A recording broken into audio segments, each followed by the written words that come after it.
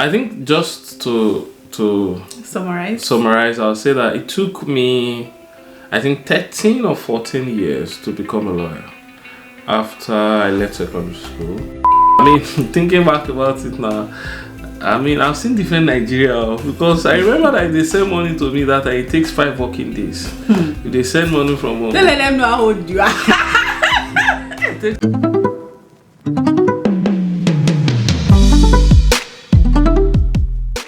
Hey guys!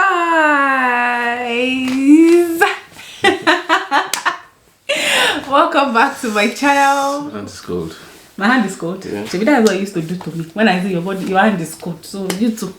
Hey guys, welcome back to my YouTube channel. My name is Victoria Fash. So first time here, thank you so much for watching. Make sure that you like, you subscribe if this is your first time. Today, as you can tell by the broad smile on my face, I have my husband here, looking all sexy, all cute, all yummy. Hi, Olua. Anyways, can you introduce yourself? Hello guys. My name is Mr. Fash. Yeah. Kilos all right. Yeah, so Mr. Fash, if you're new here, he's my husband, and every once in a while he graces us with his presence on the channel. So today I was actually supposed to upload a different video, but it was an interview and the person cancelled. So I was looking at what should we do today, and I'm like, okay, since I have this man here, I almost never have him because he's always so busy these days, but since I have him here, I might as well use him, because after all, that's what we are here for. I will send invoice. Invoice to who? You know. You send it to them now. They're not the one that is entertained. I know them. I know them. Anyway, this thing show much fire. You think you can do it more than me? Well, anyway, so I bought this card when I was in the US, and I thought it would be a good thing, a good way for us to, like, you know, maybe just like a game-ish. It's been a while we did something like this on the channel. So this is Better Together. I got it on Amazon, so in case you guys are interested. So it's a card with questions, right? So we are each going to pick a card and ask. If the question is too personal or too much, we'll just keep it, right? So each person will pick a card. So who's going to start? So you shall want to show that you can shuffle. We have seen you, sir. We have seen you. Me, I don't even know how to shuffle. If you see people who know how to shuffle, it's okay. Thanks a lot. Thanks a lot. Alright, so are you going to start? Alright, so whoever asks a question, the other person will answer. And yeah, you have to pick the one on top. Yeah, pick it. Yeah. So what does it say? I can't even see it. Like, that's how bad my sight is. I'm waiting for my new pair of glasses. Okay, so I ask the question, you answer. Yes, and then when I ask, you answer. Alright. What is one superpower you would hate having? I would hate having superpower. I'm not a comic book kind of a person, so I wouldn't know a lot about. I know Superman, Spider-Man, maybe Spider-Man. You know, first of all, I think most of them really, because I'm very, very scared of heights.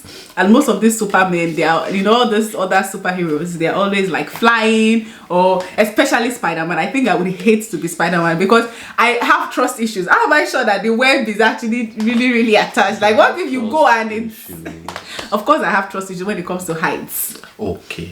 Yeah, so let's say that probably. Yeah, so I think I will not trust the web enough, so I wouldn't want to be Spider-Man just because, yeah, I'm scared of heights. Maybe that's not deep enough, but yeah.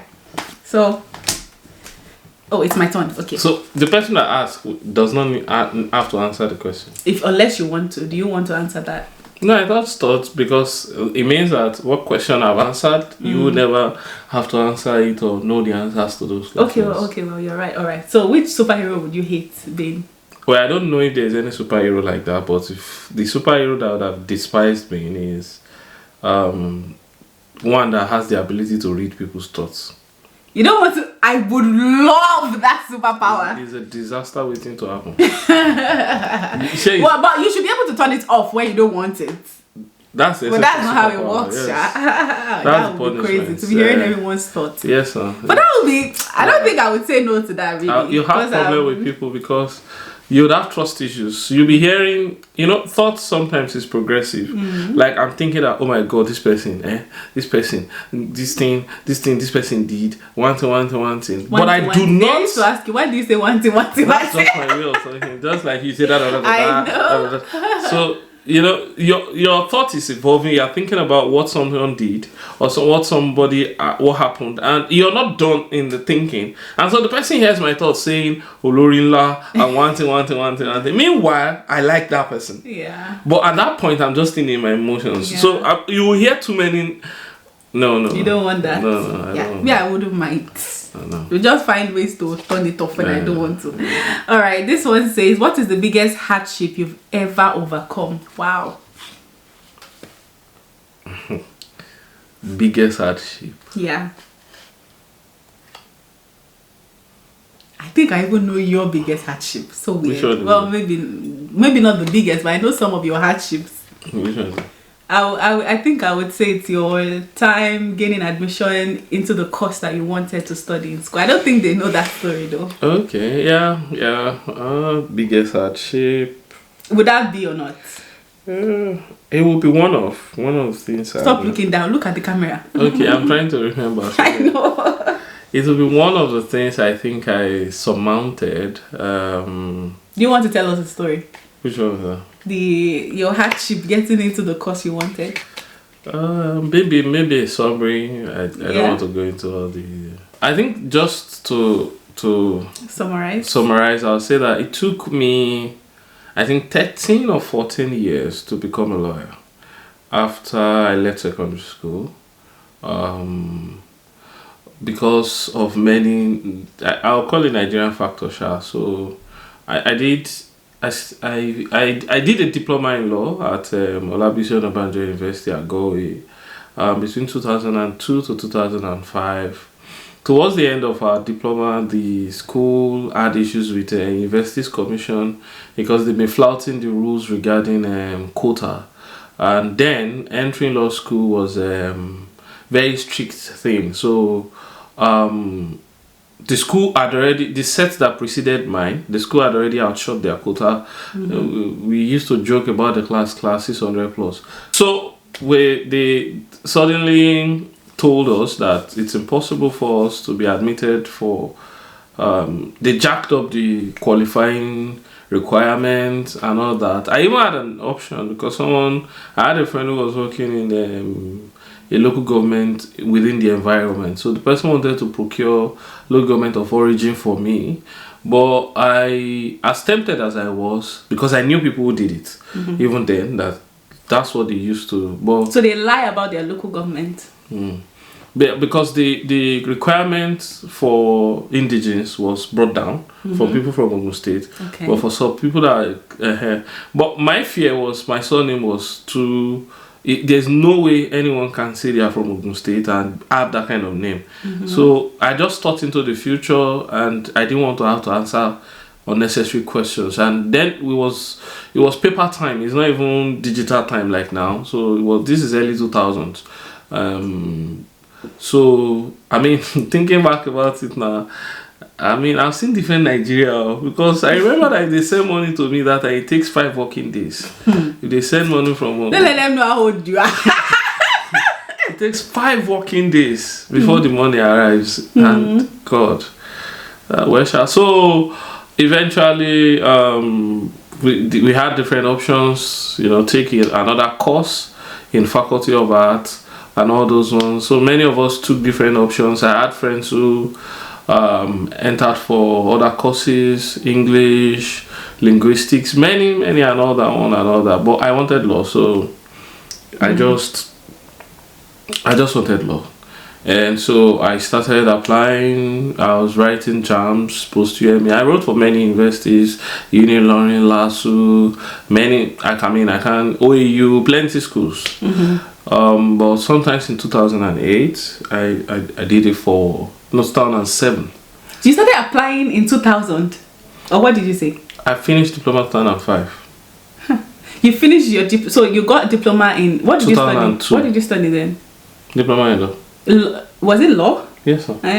Yes, so you had a diploma in law as of 2005. 2005, and then you wanted to do a BSc in law. LLB, yeah. LLB. LLB, yeah. LLB in law, and then you had to start over again. Yeah. And it took you from 2005 to 2008 to get admission to study law. Yeah, I wrote the exam 2007 though, but I resumed in 2008.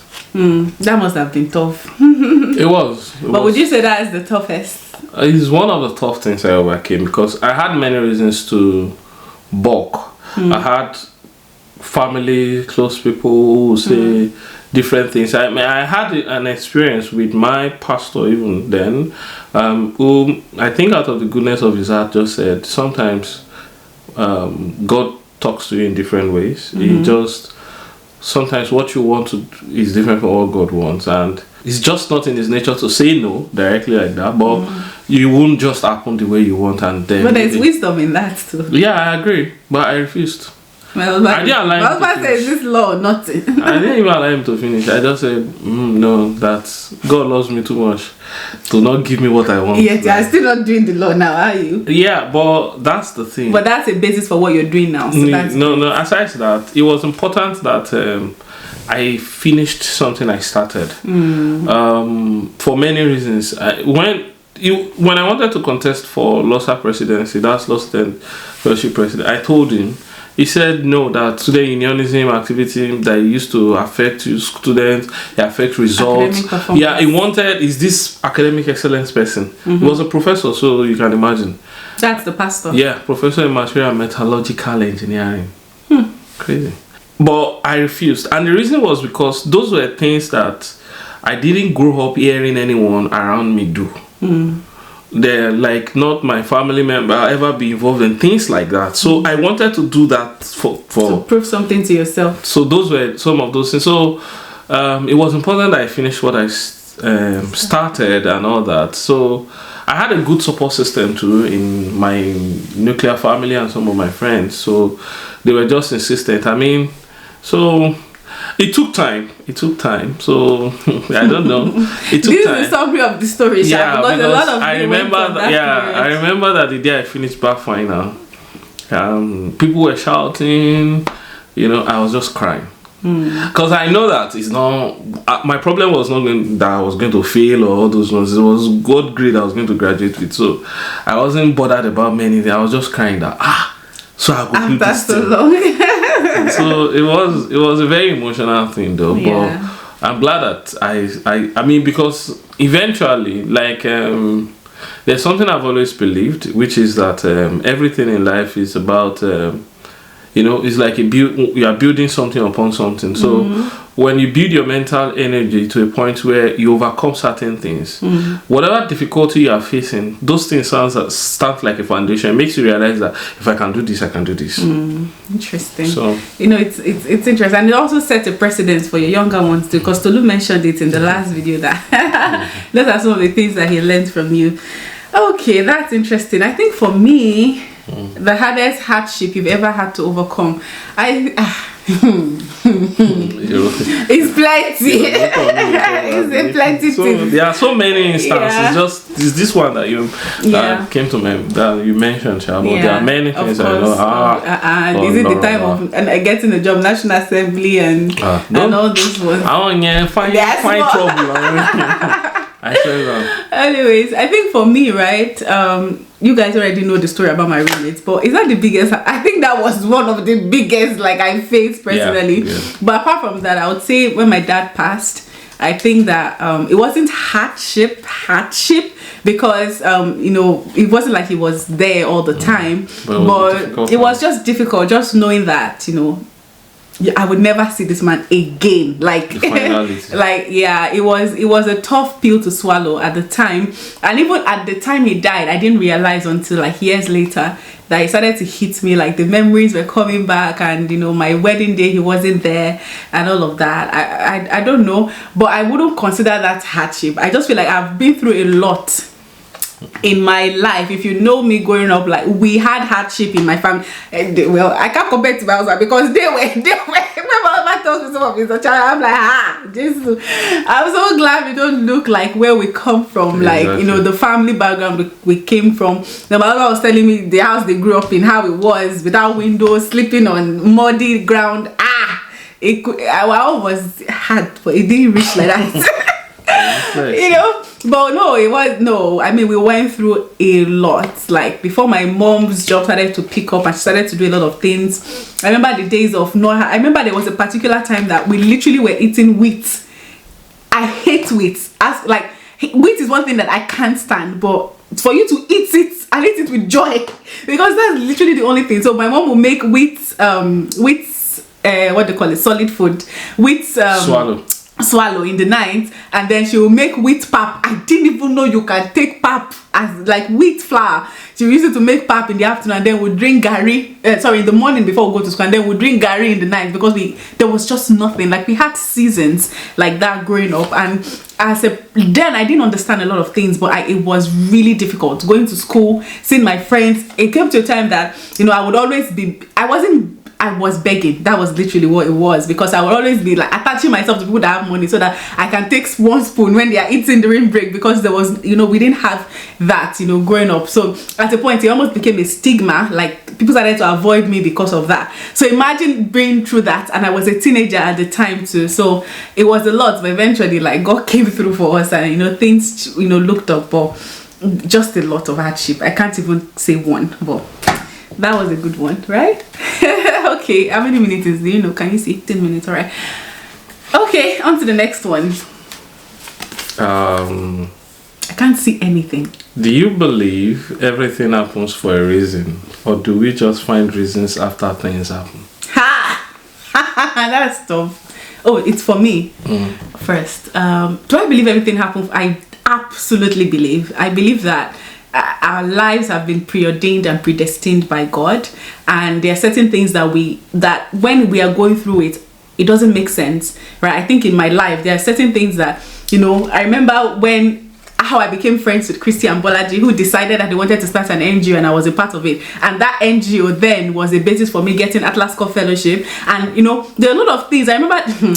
Victoria Michael's Foundation too, when I was a part of it. I remember that day, rain beat me tire, right? But it was part of the application that I did that, took me, I always believe that no matter what, God always has a plan for every situation. If you are aligned to his will, God always has a plan for everything. So I always believe that there's a reason behind everything. We might not know or see it might not make sense. There are certain things that I'm going through right now that I'm like, God, what's up?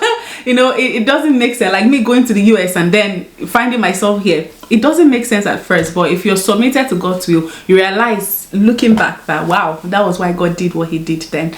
Yeah, I always believe nothing is by accident, especially if you're a child of God. Yeah, what do you think? Okay. The question says, do you believe everything happens for a reason, or do we just find reasons after things happen? I believe that everything happens for a reason. But I also believe that we find... I knew that was what I was going to say. We find, but not reasons. That's just my justification. No explanation. Understanding after things have happened. Because so many a thing that is happening or that we are going through, we are within the storm. When you are in the eye of a storm, you can't see. And there's as much, your visibility, I mean, literally speaking, your visibility is reduced. So you can just see very little. But when everything is concluded or done, when in retrospect, you now have this bird's eye view, like you're looking from on top, you can now see everything, then you will understand. So I think that yes, everything happens for a reason, but it's not that we find reasons. That no, we find understanding. We now come to that place of understanding that, oh, that was why I met this person, or that was why this thing meant this. So that's what I believe. But as a child of God, and I absolutely believe that every single thing happens for a reason. Yes. Yeah. Okay. Great. Okay, that was a good one. All right. Next. It's me. Sorry. What's your favorite thing about being a grown-up? That's interesting. Favorite thing. You asked me the least favorite thing. I can tell you fast. A favorite thing, I would say. No, it's you. What's your favorite? You wanted to let me go first. No. What is your favorite thing about being a grown up? I don't know. Are you serious? But maybe I'll say life comes with I don't know if this answers it, but I think life comes with a bit of more of understanding. You get wiser with experience and all that. So I think what is your favorite thing about being a grown up? I think it's the most important sweet thing about being grown up, understanding life more, or life and living more. But every other thing I don't know, because if you put at it this way, I don't know. Favorite thing. Your freedom, your liberty. There's no freedom. That's the thing. There's no freedom. Freedom is an illusion. We are all enslaved by one or two things. I don't do that. Scam you better get up for your mind. We are not enslaved in Jesus' name. We are free in Christ. Okay, yeah. Okay, yes. But even if you are saying that you are bound by tenets of a thing, there's no total freedom. You just choose the kind of things that that takes your time or binds you, if I can put it that way. So as little as possible. So that's why as believers, if we are captured in our faith and our walk with God, so only one thing regulates us. But there are people who have several things that binds them. So I can't even imagine what it's like serving several masters and being bound by all those ones. But or even one. So I don't know. There's no freedom, Sha. Because it means that you are letting go of your will in order to follow the will of God. So where's now the freedom? Oh, but that was always like God's will is always better. Okay. Like Pastor Kunle will say playfully that there is no freedom. That the highest level of freedom is psychosis, is madness. That's when you are absolutely, because you can be mad and be going and nobody can question you about you. Do you understand? You don't owe anybody any responsibility about so there's nothing interesting about being an adult. No, being married, okay? No, married is part of life. Being a grown up. Yeah, it's a phase that you get to, that you don't want to journey life alone. You need someone with you. But is that not a good thing about being alone? It is a good thing. It is a good thing. It is a great thing. But it's not your favorite thing. I don't know. Anyway, I just think that being grown gives me a bit more understanding about life. So many things that worried me or bothered me about life gets a bit more into perspective. Now I understand. Oh, this is why this is this. Oh, So you're wiser. Yeah. So I think it's. But aside, how would you answer this question? Let's know in the comment section. What's your favorite thing about being a grown up? Yeah, I don't know, because if you say it's money. You have to work to get the money. Yeah, it's not coming free. Exactly. There's a price to pay. So I don't know. I miss being a child. Somebody solves my problem. How many minutes is it? 25. Okay. I was thinking I would get that from you. Okay, I would say my favorite thing about being a grown up. Sex. That was a joke.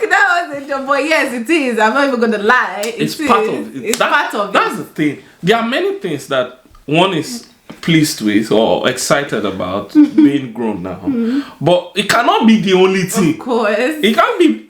That's the thing. That's one of the great things. But apart from that, I would say that the ability to make my own decisions. Like he said, there is no total freedom, because somehow there are still people that are responsible for you. Like even when I was a grown up, my mom was responsible too. My mom would still call me and hey, why are you doing this and that and stuff. But there's a level of responsibility, which can also be a bad thing, because a lot of time I also did not make the best decisions. But I think just that freedom to, like you said, being able to know that you're responsible for your life, and you can, you have to make certain decisions for yourself. I think that freedom was good, but it wasn't even like, well, when you are with your parent, they make decisions for you, more or less. But just that freedom to be able to decide, this is what I want to do, led by God, of course, which again, like you said, it's not really you making a decision, it's God making the decision, right? But being married, having my own person, sharing my life with my husband, I think that's my favorite thing so far about being a grown-up. I think just having that person, even when life is tough, you just have that person that you can in your corner. Yeah, so that's true. It's a very vital part of being a grown-up. Open your eyes. It's a very, very vital part. Yeah. Anyways, because we are in a world that amplifies isolation. That makes you feel like you should be by yourself, you should do this. It somehow try to advance selfishness, captured in a very clever language. So it tells you, do you live your life for yourself, but one thing. But humanity was not created for us to be in isolation. That's why one of the highest or the most critical ways people are punished is when they are isolated. Even prisoners, even in prison, when they have that isolation phase or one thing is so I think that having someone in your corner or having your family, your even inner circle, so to speak, people you can go to, it's what makes adulthood interesting. Fun. You know that at every point in time there's somebody. There's no matter what a be person day. Anyways, all right, it's your turn. It is. My God. Yep. All right. What's that? If you were famous, what would you want to be known for? What, you want to skip it? It's you now.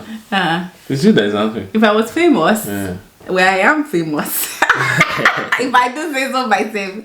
But no, okay, well, if I was a famous person, I like to be known for a person that stands for God and stand for the principles, godly and Christian principles, a person that turned people to Christ. That's really what I would love to be known for, really. What about you? When you got married to me, before you got married to me, you always said that thing that you always wanted to be known for. Do you remember? I do. What's that?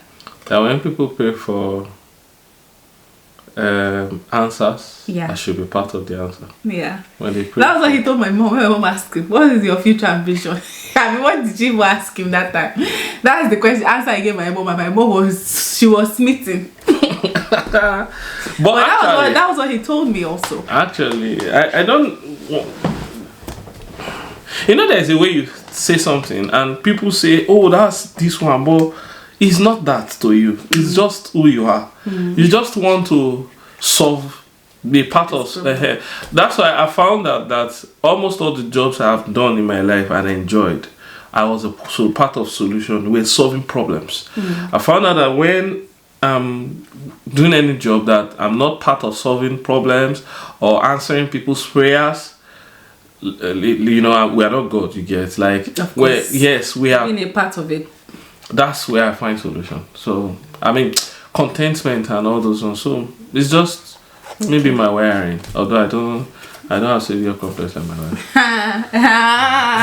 Okay. Alright, so we'll do 2 and then we'll call it a day. If you guys want more part 2 or whatever, let me know in the comment section below, okay? Alright, so I'll do 1 and then you do 1. It's like you'll start to pay me because what's the biggest opportunity you were given? Wow. You. Yeah, the one answering. Okay, I'm the one answering. Yes. What's the biggest opportunity you've been given? Very funny, but asking now, I think it's the opportunity to work at the National Assembly. Really? Yes. Wow. Okay. Why? I've always been passionate about governance, politics, and all those ones. But my experience opened me to things that opened my perspective and understanding about how things work in Nigeria.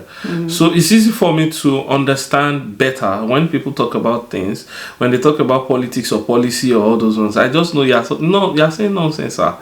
because I've seen what. Do you understand? I think it gave me an angle into how things work. And it also helped diversify my skill set. So because from there I picked other skill sets, I advanced into other career pathways that opened up other pathways for me. So I think it was a very brilliant opportunity, and it's amazing because when I interviewed with the person, he told me point blank that he doesn't want that. What was that?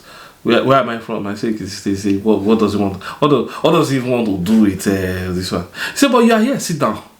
So say whatever you want to say.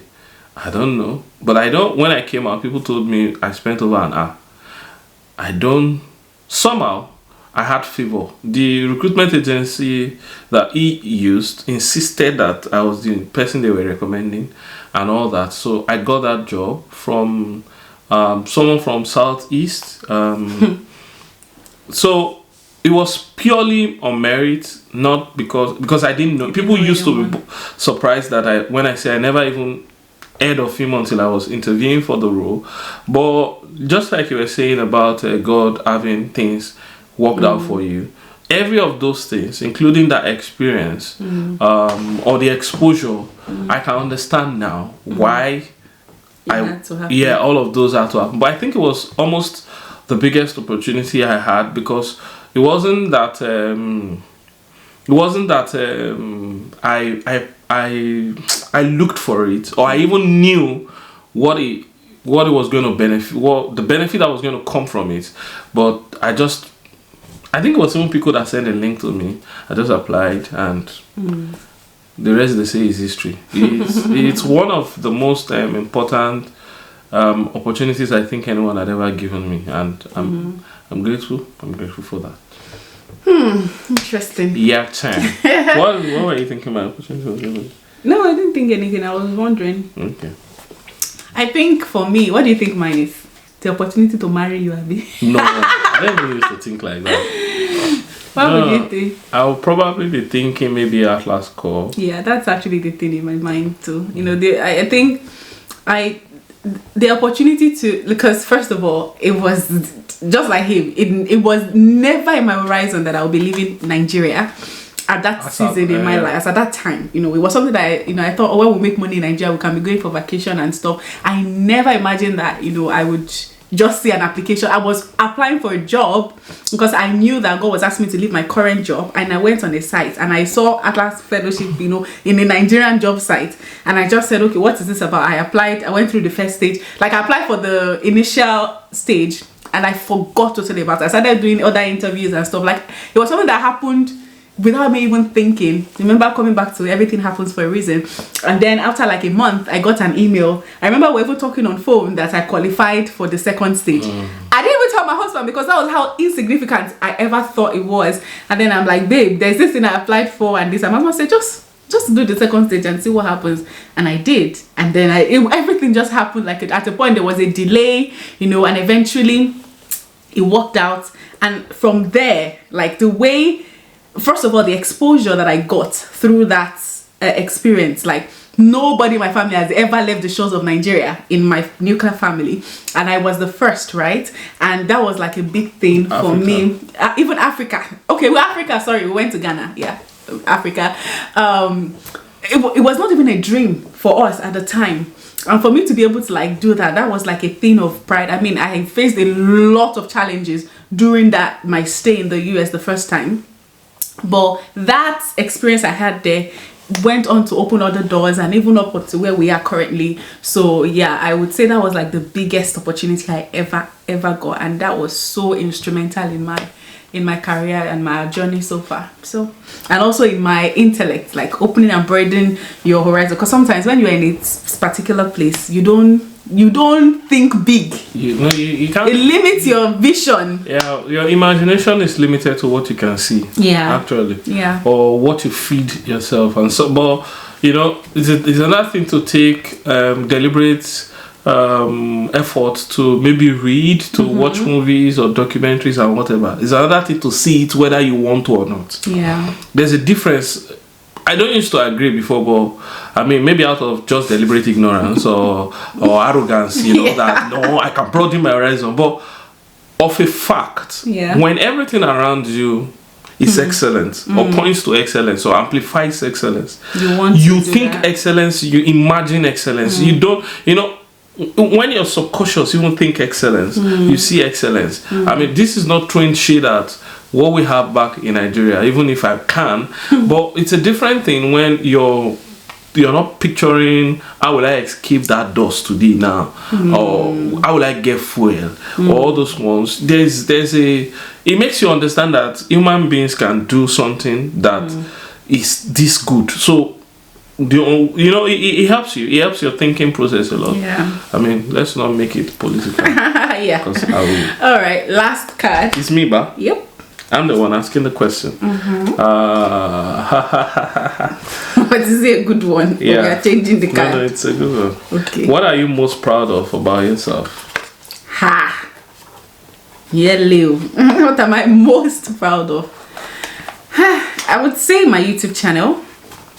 And the reason I said that is because I have been creating content. I started with writing on Facebook, right? I always knew I had a gift, and I always knew I had a calling in my life when it comes to helping people, you know, thrive in their relationship. I always knew from childhood, but I never thought when I started this channel that, you know, it was going to be as it is. I'm not about like growth and followership and stuff. Those ones are good, I'm not gonna lie, but the impact that I get to make in the life of people, it's amazing, you know, to have that. I know there are people that started this way before I did, and they don't have the same impact. There are people that started after I did, and they have huge.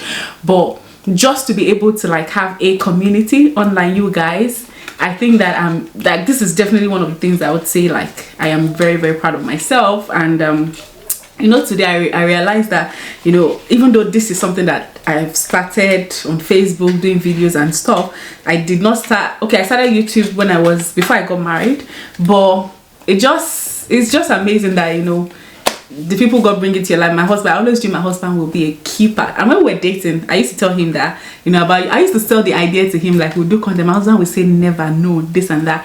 But I knew the man that God gave me to marry. I knew from the start that my husband would be a part of my journey. Right? So when I was saying no, they are like, God, this is not the man, this is not what you told me, but I know this is the man you promised me. And God said, just calm down and all. And you know, he's been on this channel, has been instrumental also to the growth of this channel, and even my experiences that I get to share here. So I would say like, yeah, this is definitely one of the biggest things I'm proud of. Yeah. And YouTube money has helped us a lot, especially when we're in Nigeria. It has helped to pay our rents at times. It has helped us to like, no, God was so strategic when he asked me to start this channel. So yeah. How about you? What are you most proud of? Marrying myself. A beautiful wife like me. Every chance in it. Marrying a beautiful wife like her. Talk, Joe. I think my mind.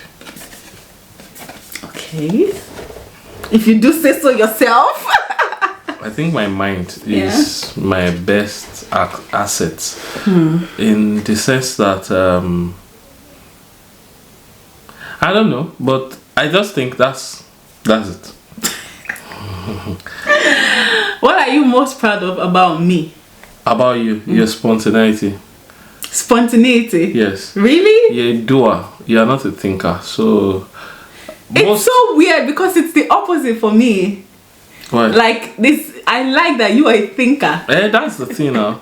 I think. To be honest, that used to be one of the things that caused fights between us. There was a day me and Tony were talking, and I was telling him that he was the one that first started that he married somebody different from him, and I said most of guys don't think about that way. That I think my pastor used to say something like that. I never understood the point of it, but now I get it. That my wife, one of the most attractive things when I first knew her was this girl does things. I like that. I live in my head, so I think, and because of my thought pattern, because I don't think about one thing or about a thing once, like I don't sit down and think, what can bring money on, and bet this is not possible. But I can be playing football and a part will come. I want to sleep, a part will come. Like that. So one day you just say something about that thing, and all those parts we join together and present itself like, see and now. That's how my mind works. So, which makes it difficult for me to do things, because I want those parts to join first before I do something. But I need someone like her that wants to do something and does not know whether the thing will work or not, to just go and do it. Then figure out how to improve it. So that's one of the things that attracted her to me, or so is what I look forward to, that and there is always the instinct, if you are a thinker, that to when you're with somebody who moves, who does things, to want to make them like you. Please don't. And when they do, I think this is something that we need to like talk about like in a separate video, because I was having a conversation with somebody recently, and that used to be a problem, like the fact that we're different. We used to fight our differences. And it's one day I was listening to Pastor Kingsley. He said that we have issues, like really, because really when God brought you into a man's life, it's for you to be a helper. You cannot help him with his strength. You're supposed to help him with his weakness. Yes. So if you consider something a weakness, you cannot fight it, because you know that when you discover your husband's weakness, that's when you discover your purpose in his life. Like Pastor Kingsley too. Pastor Kingsley used to be a thinker. When Pastor Mildred came, she started to put things in place. The TVs that they started is a social media platform. She's the one that wrote most of his books for him. Went to TV to do. You get that. So when you realize your husband's weakness, you know your purpose in his life. But what we realize in couples today is that we now start to fight. Oh no, you should be more this. You should be. And I know that I also made. Especially we that we are the doers, we always feel like people that are thinkers, they are always wasting time and they don't have plan for their life. But it's not always like that, because in so many ways my husband has also been able to like call me to other, like, okay, wait, maybe you need to think about this once again, and there are certain things you need to think about. You cannot just jump into it, right? So I think that's good. I think what I'm most proud of about my husband is his dedication, right, to the things that he does. I've said this countless times on this channel. This man is like, he's very hardworking. He's very committed, especially when it's something that he enjoys doing. Even the ones he doesn't enjoy doing, when he commits to something, he gives his all. And it's the same thing even in our marriage, right? So anybody that has ever, only if they want to be very biased and stupid, they know one thing I can always say about my husband is he will give his 101%, right? And I think that's like, I told you when we just got married then that I think that that's one of the things that would that would make you what you like, great and all of that. And it's true, it's what is working out today, even right now, and all of that. He's very dedicated, he's very hardworking, he will give his all to what he wants, and even to his family, right? And to me, like this man, we have been through plenty in this marriage, and I have been through a lot, and this man has just been like, I did with you to the end. And to have that person in your side, it's something to be thankful for. So I love you, baby. Love you too. But I think you're right. We should maybe do a video about compatibility in that and how we fight. If you guys want that video, let me know I know all of you will say yes. Let me know in the comment section. That people need to talk about more, right? Anyways, thank you guys so much. This has been so much fun. We just recorded a video trying on the clothes I just got. My husband reacting. The video will not be up before this, but when it's up, make sure that you watch it. Okay. All right. Thank you, baby. Bye. And thank you guys for watching. Remember to like, leave a comment, subscribe, and I'll see you guys in the next one. Until then, I still remain Victoria Ideally Fashion, and this sweet, delicious, scrumptious husband-licious husband. Yes. I'm Mr. Fash. I'll be out there. Mr. Fash. Yes, that's what I told him to be calling his name. Thank you for having me. Yeah. All right, guys. Bye. Yeah, bye.